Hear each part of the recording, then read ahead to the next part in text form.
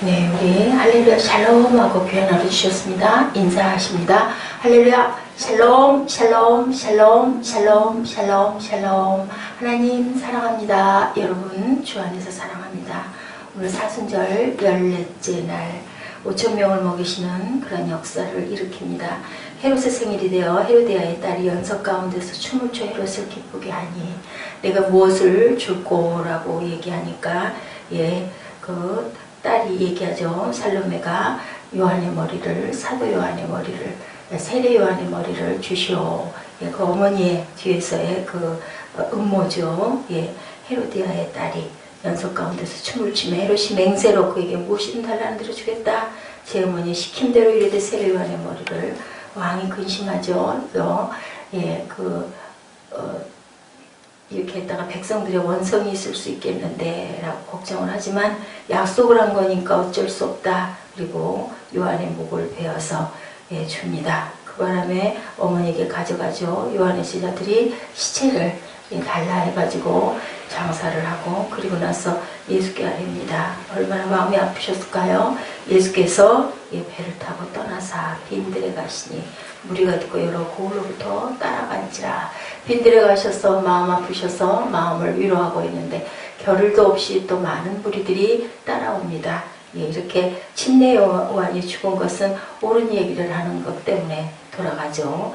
헤롯이 어떻게 했어요? 헤로디아 그 여인 누구예요? 저기 사촌 형의 아내인데 그 아내를 그만 취해가지고 사니까 당신 그렇게 하면 안 됩니다 하고 소리쳤다가 그만 헤로디아의 미움을 사죠. 그래서 살로메를 싹 부추겨가지고 목을 달라하라. 선지자인데 선견자인데 내가 이러다가는 백성들한테 아님도 하나님께 혼이 날까 양심의 가책은 있어서 했는데 그만 어쩔 수가 없이 침례 요한은 이렇게 정말 허무하게 돌아가 버리고 맙니다. 그래서 자기 길을 계속 가시죠. 예수님은 얼마나 가슴이 아프셨을 텐데도 혈과 육의 상대가 싸움이 아니다. 에베소서 6장 12절이죠. 선으로 악을 이기라. 로마서 12장 21절 말씀입니다. 우리의 싸울 것은 뭐예요? 혈과 육의 싸움이에요. 우리가 화내고 서로 혈기내고 그 싸움이 아니라 우리가 나쁜 일이 생기거나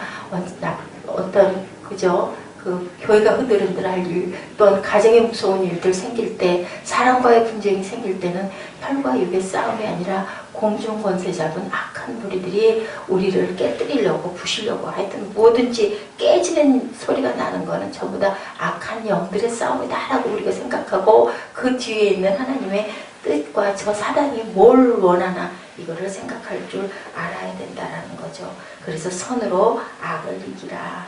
불구하고 예수께서는 세례 요한의 죽음 앞에서 애도할 틈도 없이 많은 백성들이 따름을 보고는 앉아서 하나님의 말씀을 증거하다 보니 시간이 저녁이 됐습니다. 이제 무리들이 먹을 것을 우리가 동네가 찾아야겠습니다 라고 얘기하니 제자들이 그러니까 그럴 것 없다. 네가 가진 것을 주어라. 뭐라 그랬어요? 5병이어밖에 없습니다. 물고기 2마리야 떡 5개밖에 없습니다 라고 말하죠. 그것 가지고 주어라. 그리고 하늘을 우러러 축사하십니다. 여기서 우리가 생각해야 될 건 뭘까요? 배고픈 자들을 배를 배고픔을 제거하고 병자들을 고치는 것은 무엇으로? 가장 초라하고 가장 볼품없고 가장 조그만 것으로 그죠? 가장 낮은 자리에서 주님께서는 그들을 치료하신다라는 것. 질고를 벗겨주시고 영생의 복음을 전해주셨던 것. 구원사역은 이런 작은 것에서부터 일어났다는 것을 우리가 오늘 깊이 생각하는 하루가 되어야 합니다. 주님께서는 가장 낮은 곳에 낮은 모습으로 오셔가지고 가장 작은 것부터 시작하셔서 큰 것을 이루었다. 물고기 2마리 아주 조그만 거 혼자 먹어도 부족한 것 가지고 5,000명이 장정이 5,000명이 먹고도 나무 12바구니를 거두는 역사를 일으키는 하나님의 그러한 사역, 하나님의 섭리이십니다. 오늘 하나님의 응답을 또한 여호사밧의 기도를 응답하시는 내용이 역대 20장 14절에서 19절에 우리가 귀하게 교훈으로 봤습니다. 유다 모든 사람은 아내와 자녀와 어린 자로 더불어 야훼 앞에 섰더라. 비슷하죠. 오늘 말씀 마태복음 14장 말씀도 많은 무리들이 주님 앞에 섰어요. 그죠? 주님이 고치시는 것, 주님이 말씀하시는 천국 복음을 들으러 쓴 것처럼 모든 아내와 자녀와 어린 자, 모든 사람들, 거기까지 나옵니다. 다 씁니다. 야훼의 신이 회중 가운데 레위 사람 야하시엘에게 임해, 회중 가운데 있는 레위 사람에게 임했어요. 높은 사람에게 임한 게 아니라 그냥 그 회중 가운데 있는 그 사람은 바로 아삽 자손 마따니아의 현손, 여일의 증손, 분하니아의 손자, 스가리아의 아들이더라 라고 이렇게 증거하고 있습니다.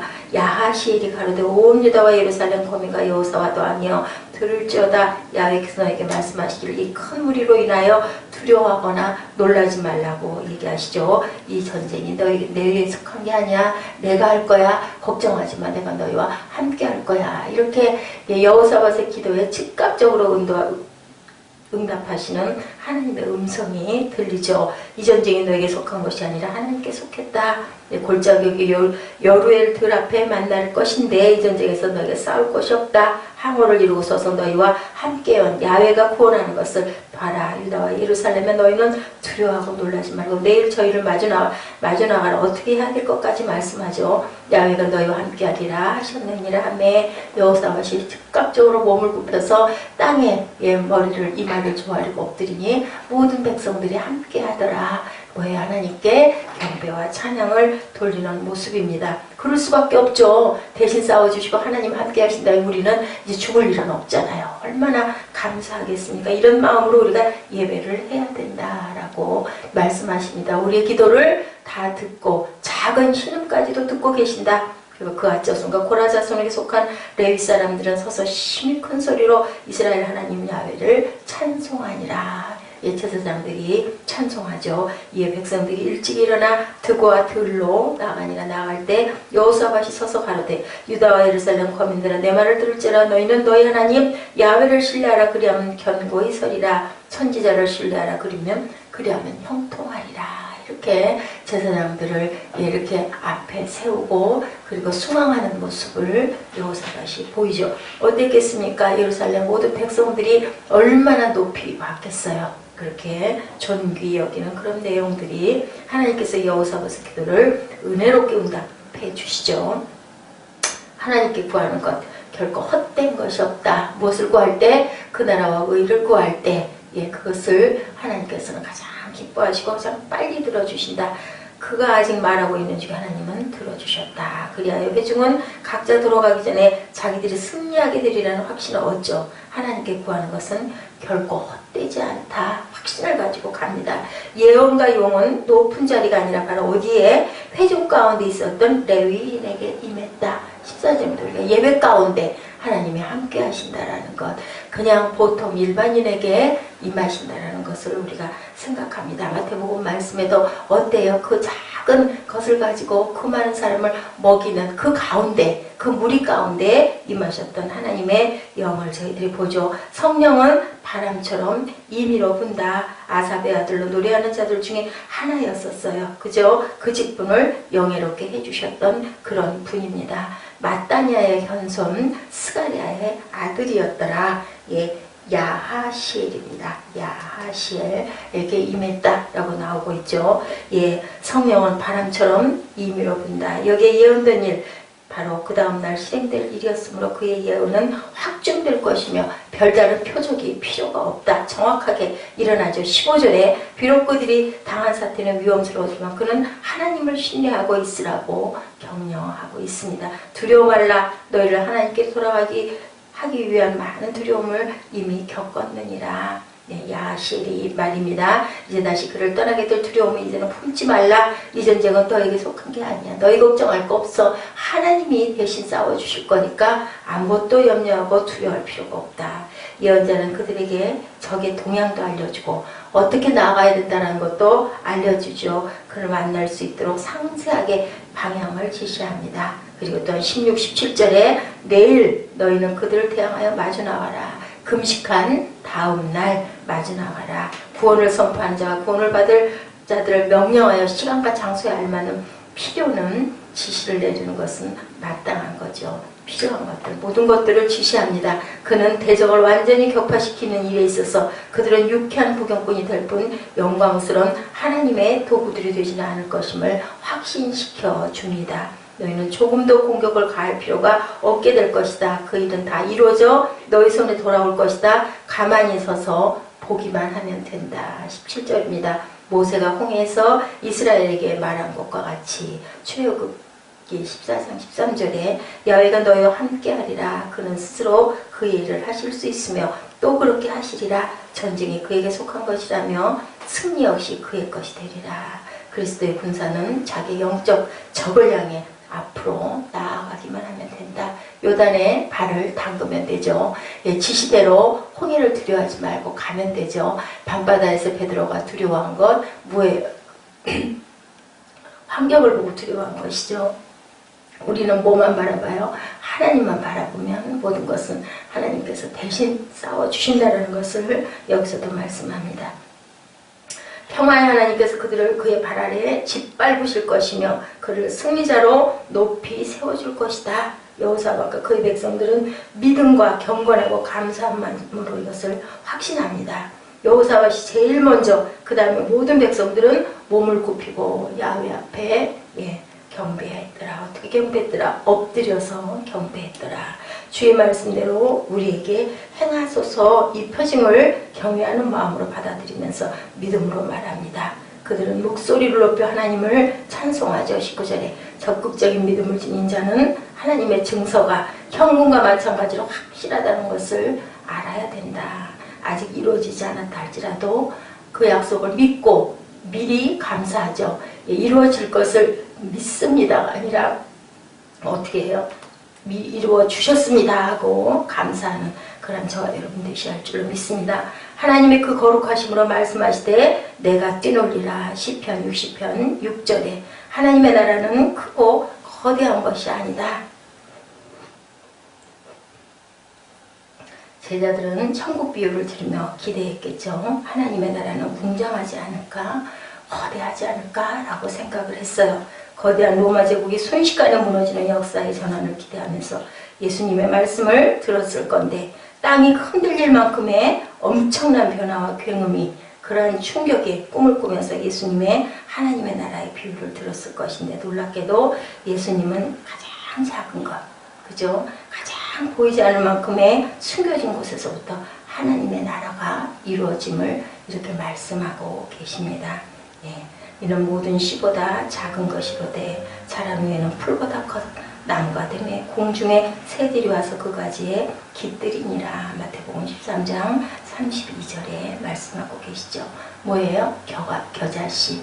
겨자씨가 그렇게 조그만한 씨죠. 그 씨가 나중에는 많은 사람들이 그 그늘에 우리가 쉴 수 있는 그러한 그늘이 드리워지는 그런 큰 나무로 이루어진다라는 거. 성경과 유대랍비 문서에 보면요, 작은 것을 표현할 때 보통 겨자씨를 비유해요. 가장 조그맣죠. 여러분들 보셨어요? 저는 직접 봤는데 정말 작아요. 직경이 1mm도 안 되죠. 무게도 1g도 안 됩니다.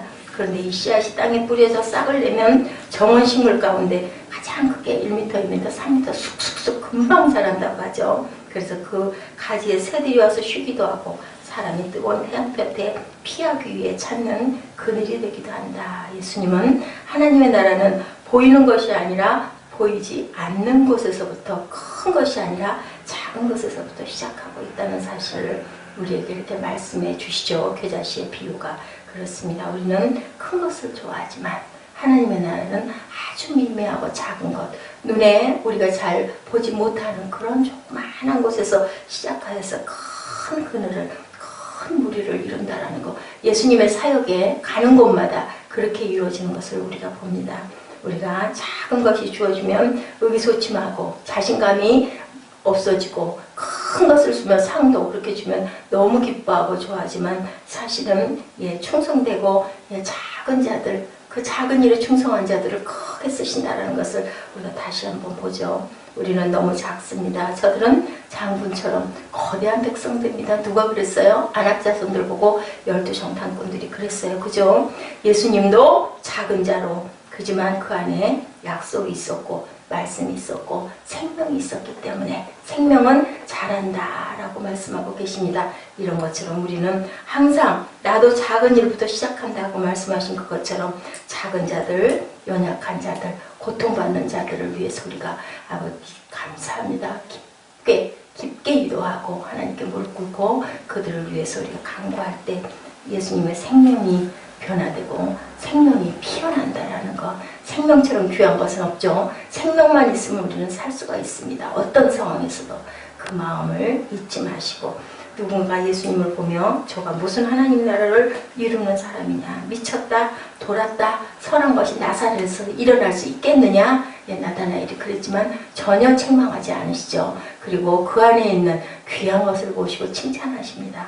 그런 마음을 우리가 갖고 누구도 그저 우리 정죄하지도 말고 판단하지도 말고 좋은 점을 보면서 계속 일으키는 그러한 저희도 되시기를 주님의 이름으로 축복합니다.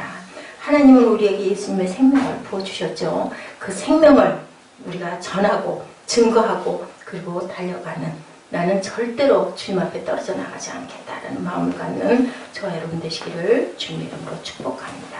기도하시겠습니다.